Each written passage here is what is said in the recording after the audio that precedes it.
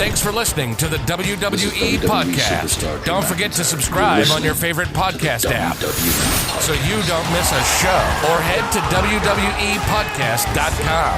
And for all of these shows ad-free, head over to patreon.com/WWE Podcast. Until then, we'll see you next time.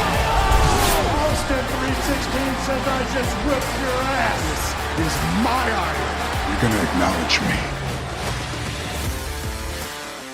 Good morning, good afternoon, good evening, hello, whatever time it is with you and wherever you are. Thank you for downloading this SmackDown review as part of the WWE Podcast. As always, it's an absolute pleasure to have you listening along once again. I'm Amanda, your host of this SmackDown review.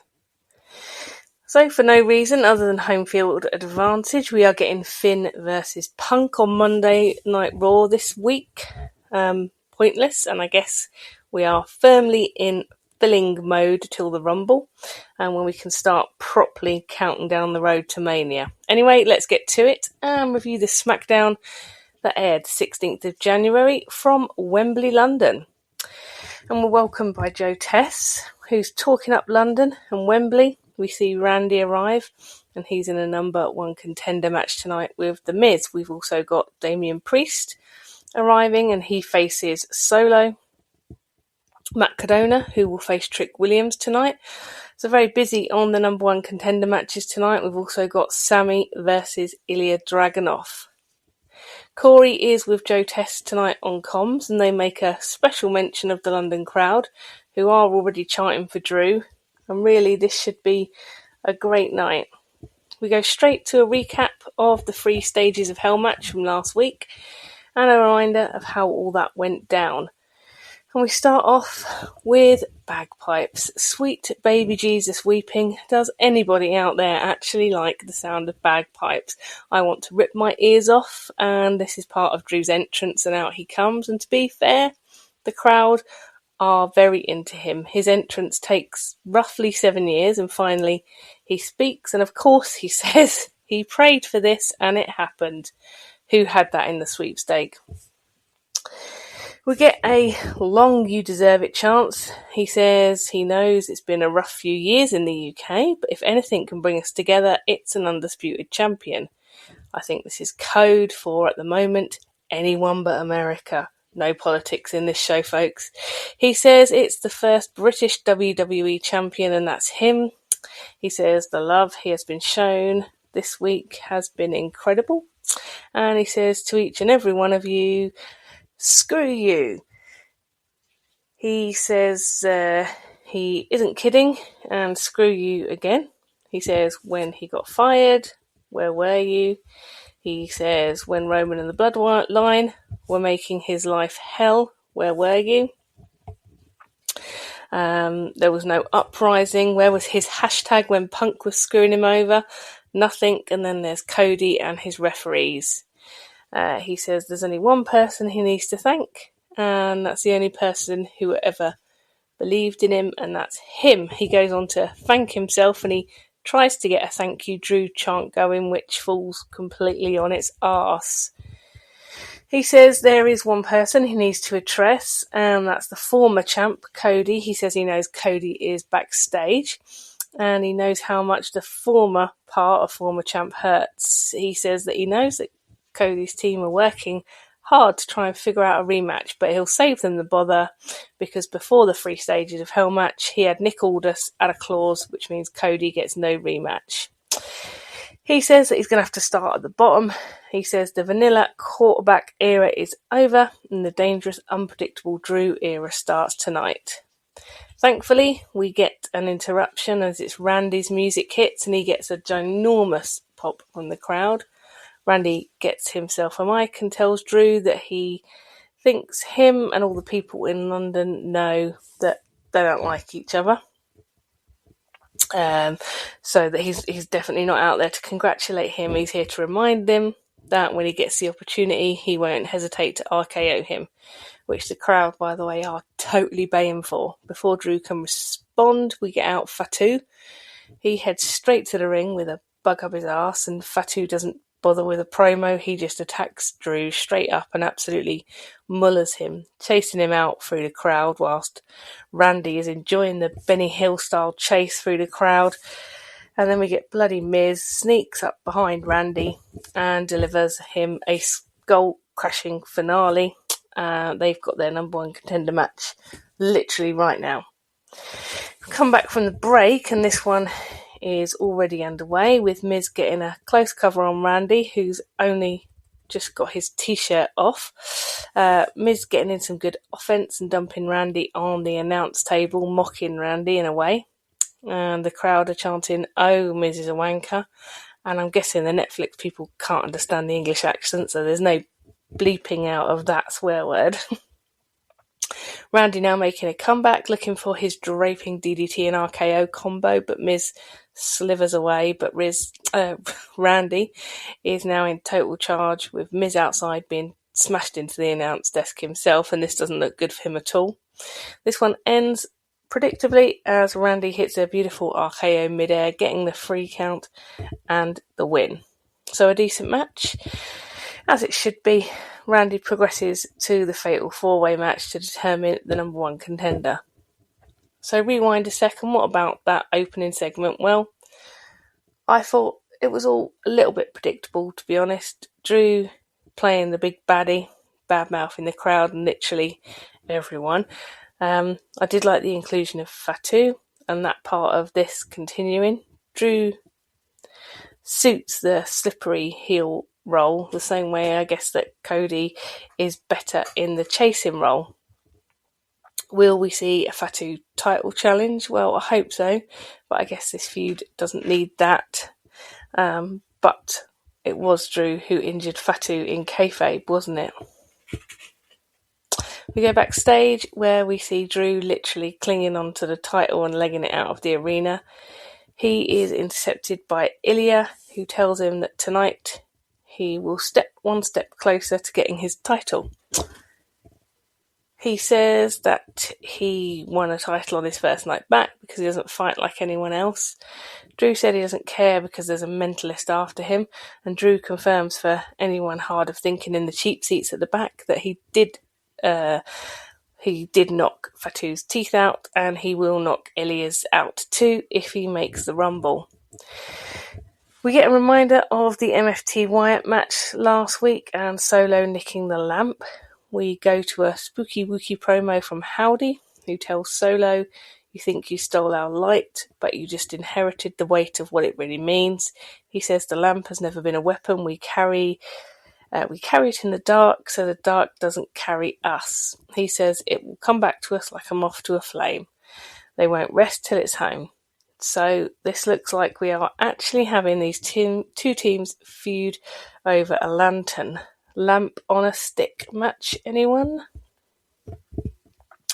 Corey and Joe Tess going on to build up the spooky wookiness anyway.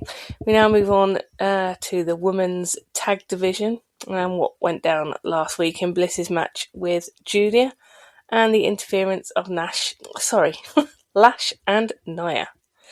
We go to Bliss and Flair backstage. Bliss says last week sucked. She lost her match and then got beat down. She says she was totally outnumbered and she wants to know if Flair was actual sick or fake sick. Flair tells her she was proper sick.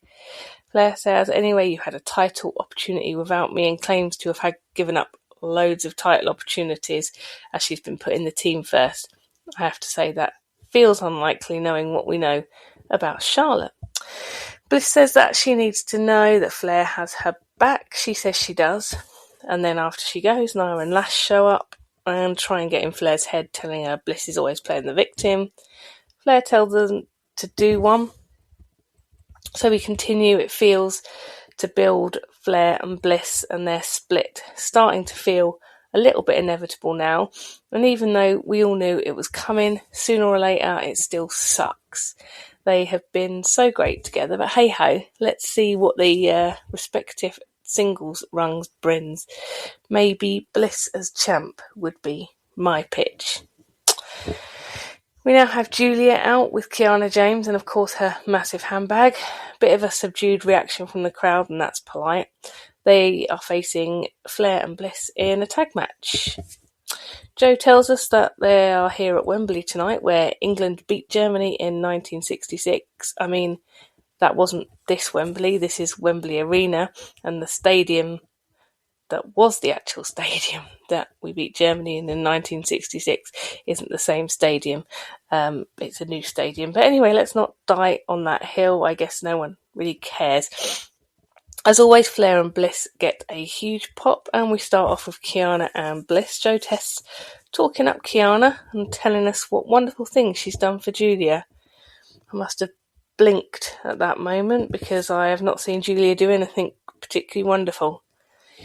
And this is a bit weird. I can hear exactly what's going on in the ring really clearly. Have they changed the microphone setup or something? Or is the crowd really quiet? This is really weird and a little bit off-putting. It's reminding me of the pandemic era. Anyway, get a couple of quick tags and we get some double teaming from the heels versus Bliss. We've now got Flair in with Julia, which is actually a fun matchup. Kiana and Bliss both getting the tag. Bliss hits Sister Abigail on Kiana, which brings this one to a close really quick. Flair and Bliss take the win. Before they can celebrate, of course, we get Nia and Lash in the ring to take out Bliss and Flair. The crowd aren't happy at all. And we've got Julia face off to Nia and Lash, and she is pulled away by Kiana. So this Mean Girls thing they've got going on with Nia and Lash, I don't like it. And I know it's heel on heel, but why didn't they floor Julia for getting all up in their faces? So far, this run from Julia doesn't seem any different from the run before, and from my point of view, the crowd don't seem any more into her. Like I said, the crowd were quiet for this match, and that seems to be a theme throughout the whole evening. We then go to a solo promo. He is stroking the lamp lovingly, and no, that's not a euphemism, he literally is. He says Howdy is right, it's more than a lantern. He says the Fireflies are now his, and his legacy is in Solo's hands. He says if they want it back, the Wyatt Six have to put the tag titles on the line. He says that's just the start, they're having all the gold. He says he will bring the championship back to the family. So yeah, the lamp is a bargaining chip for a title match. So in this world of WWE, Drew McIntyre has got the power to literally write his own contract, even down to excluding rematches and everything, but Solo has to nick a lamp to get a tag title match. Lame. We now get former champ Cody out, who gets a massive pop as always. Cody comments that it sounds a bit different. He's getting some boos and yeah, it does sound a bit different. He says that's okay. He says he guesses it was getting a bit episodic. Now the crowd starts digging for Drew. He says, don't worry, we're going to get to Drew. He explains why he made what do you want to talk about thing. He says it's because he wasn't just the champ for the company, for the WWE, he was the fans' champ. And he says he got predictable over time. Or was Drew just that good? This starts the crowd off again. He says he's been back-to-back at the Royal Rumble, and the only other person who's done it 3 times back-to-back, there's only one. He declares himself for the Royal Rumble after bigging up London and telling us that we do deserve a WrestleMania. Well, that's the truth. I mean, if you can give a Royal Rumble to the Saudis, you can give London a Mania. Anyway, he says let's talk about Fatu. He says he knows Fatu is great, he's incredibly talented, he's been watching him for a long time. He says he knows what the word receipt means, and he's got a massive one coming. He says he can come down and get it, but he's going to beat the brakes off him either way. This was a good promo from Cody. He took the crowd reaction in his stride, and I like Cody in chase mode. He has a bit more edge. I like the way he acknowledged that his act was getting a bit stale, and maybe now we'll get a bit more grit from him, so to speak. And in no time flat, we are in Declare Yourself for the Rumble season. I keep forgetting it's in Riddar this year, and I'm very conflicting about that. I love the Rumble, but yikes. Anyway, a good segment from Cody. Now backstage, with Kathy. She's got Matt Cardona with her. She asks him what it would mean to win the title. He says it's a shame Cody lost, but now it's Drew, and they go way back. He says he's back now, and he's back for a spot at the top and to be the champion. Next up in the ring, we've got Trick Williams versus Matt Cardona. And did I just see Oliver Giroud in the crowd? Pretty sure that was him singing Trick Williams' song. Either that or he's got a doppelganger.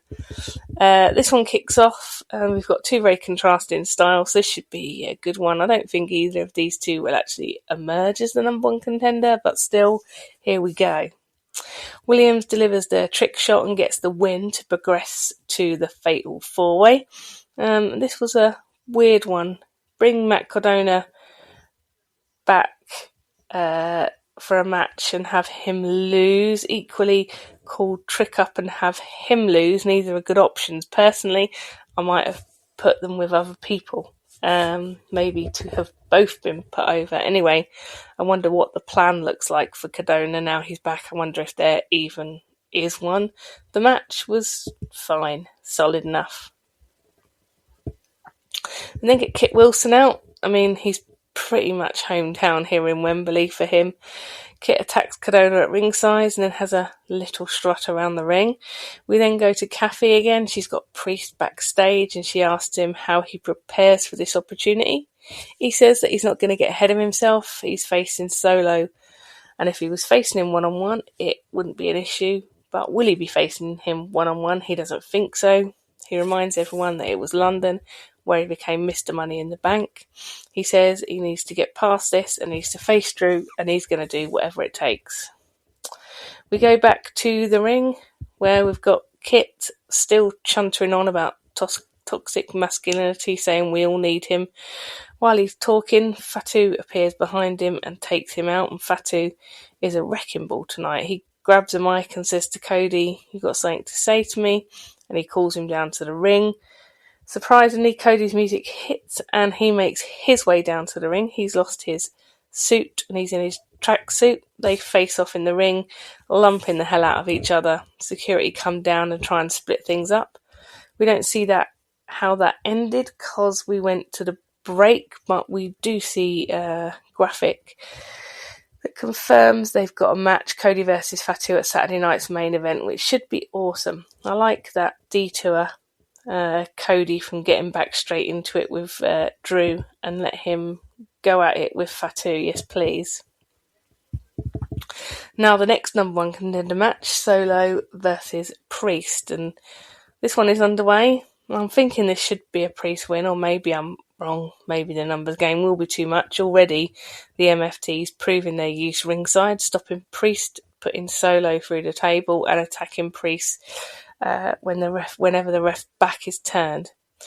We get the lights go out, and when they come back on, we've got the Wyatt Six behind the MFTs, and they manage to take them out of the equation. Howdy goes for the lantern, but Solo grabs it, and off of that distraction, Priest hits South of Heaven and takes the win. So Priest progresses, and thank goodness for that. It was a decent enough match that had the right result for me. Far too much shenanigans from outside the ring, and in the end Howdy does get the lantern, but is quickly put down by the ginormous Talatonga to pretty much crickets.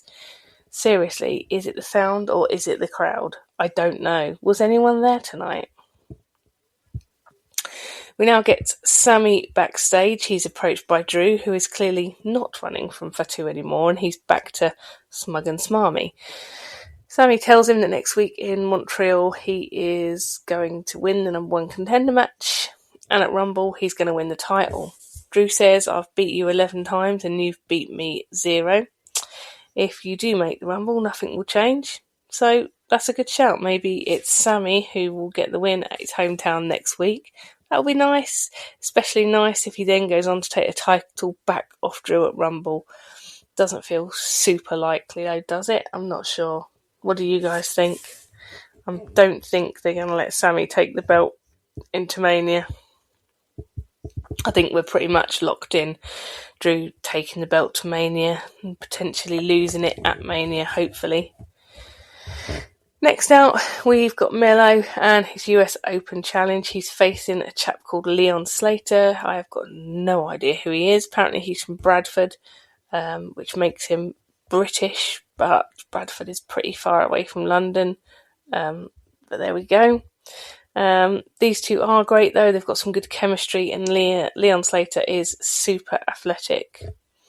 This one ends up though with Melo hitting a cutter off the top turnbuckle and taking the win, but a great match, probably up there for match of the night, I've got to be honest. We go to Shin, who is watching backstage, and Tamatonga, who is still hanging around telling everyone who's listening that he is going to have the US Championship. Once again though, shoot your shot, you idiot. It's an open challenge. Less chops in, more fighting. I don't get it. Also, Shin's answers in Japanese, which, I don't know what he said. Don't matter. Get the gist of it. We get Johnny and Candice gloating about Axiom falling for their disguise attack last week. Axiom tells him to give the mask back, and Johnny gets blindsided by a masked Nathan Fraser, and he says they've got a match for the mask next week. Next up in the ring, we've got Chelsea, who gets a massive pop. She's up against the awesome Jordynne Grace, and for some inexplicable reason, we've got Jade out at ringside. I'm going to assume she's scouting the new girl. We start off, and Jordynne Grace off to a flyer, and she is just so powerful. It's crazy. Jordynne hits direct effect and gets the pin and the victory, and she looked amazing here tonight with the win over Chelsea. She has got the mic now and says to Jade she's glad she came out to watch her. She says it's extremely important you know who is coming for you. She says if watching was enough then fine, but if you're sick of babysitting that title, you should step into the ring right now. Jade comes up to the apron, and Chelsea, who is trying to run through Jordynne, misses and takes out Jade. Now, I love this. Let's have this one, please. Let's have it, and let's hear. And new, please. Has Jade done a title defence yet? I think she has. She's been sitting on that title for I don't know how long. It's nothing. This is just all pretty crap and boring, which is what I feared putting the title on Jade. Also, where is Tiffy? Is she injured? Is she on holiday? Haven't heard. We go backstage to Kathy again. She's got Trick with her. She congratulates him on his win tonight. She asks him how it feels. He says he's putting the whole of the SmackDown on notice. He says Trick Williams is money, and he congratulates Randy and Priest for having a match with him. Big ego. Now our last number one contender match, which is Ilya versus Sami. And early doors, Sami has the upper hand, but it soon shifts, and we have what good old JR would have called a slobber knocker. This one finishes with Sami delivering the haluva kick to Ilya and taking the win. So, in the Fatal 4-Way next week, we've got Randy, Trick, Sami and Priest. And they will go on to fight Drew at the Rumble. Now, I think next week will be won by either Randy or Priest. And I would quite like to see either of those up against Drew.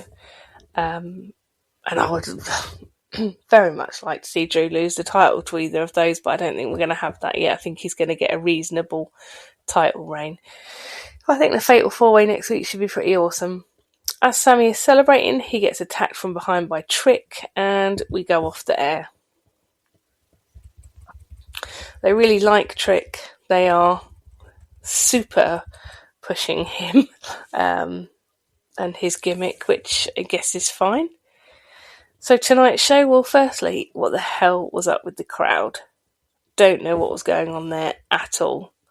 We had these 4 number one contender matches, and honestly the match quality was great. Some really good in-ring action, and this was a good idea and a nice quick way to build up some excitement and some potentially new and interesting competitors. Jordynne Grace looks phenomenal, and I cannot wait to see her go at it with Jade. Fatu Cody is going to be off the chart, and that's awesome. Some less good stuff. Well, I guess the war over the lamp, which is just one of the most stupid things I've heard since hair on a stick. Flair, Bliss, Julia, Nash, Nia stuff, although we're getting a triple threat next week to hopefully put that one to bed once and for all. That apparently is a number one contender match for the tag titles, which are currently held by Rhea and Io. So for me, I would like to see Bliss and Flair win that number one contenders match and go on to have a title shot against Rhea and Io. I think it's more likely to be Lash and Nia, and unfortunately I see them probably winning the tag titles at some point in the not too distant future, because we seem to be going round that bush again with Nepo baby Nia. Anyway, so let's hope that that's moved on through the next few weeks. The 3 hours, Jesus, it's like a marathon, I'm not going to lie. I watched The Traitors first, then had an hour in the bank of Netflix where I could fast forward some bits, because the 3 hours is like a PLE in length, but with very little PLE quality. I'm not going to lie, I am very struggling with a 3 hour SmackDown, and when it moves back to America next week, it's going to be difficult, because it's a long old chunk of day, isn't it, to have to set aside. Perhaps it will go back down to 2 hours at some point. I don't want to be a whinging Mary, but yeah. Anyway, so it seems like we are very, very slowly starting to boil up now towards the Royal Rumble, which, despite my misgivings about the location of Rumble, is nevertheless one of my favourite PLEs of the whole year. I do look forward to it, and I like all the build-up where we play guess who's going to be making a comeback, how many legends are we going to get, will we see Jericho, is there any chance we're going to get a Kevin Owens return? Do we ask every year, will this be the year that we see Big E back, etc., etc. It's a fun thing. So we've started to ramp that up. We have our first person declared for the Rumble, which is, as you guys all know, one of Matt's absolute favourite things to hear. So I know he is going to be delighted when he does his SmackDown review later on in the week. I betcha he is going to be just so pleased that his favourite wrestler as well, Cody, has gone ahead and declared himself for the Rumble. I think we should all start a petition that Matt declares himself for the Rumble, because, apparently it is that easy. All we've got to do is declare it, guys. Anyway, so that just about does it for this week's show. As always, thank you for having me in your ears once again. And remember, until next time, be kind. Thanks for listening to the WWE Podcast. Don't forget to subscribe on your favorite podcast app so you don't miss a show, or head to WWEpodcast.com. And for all of these shows ad-free, head over to patreon.com/WWE Podcast. Until then, we'll see you next time.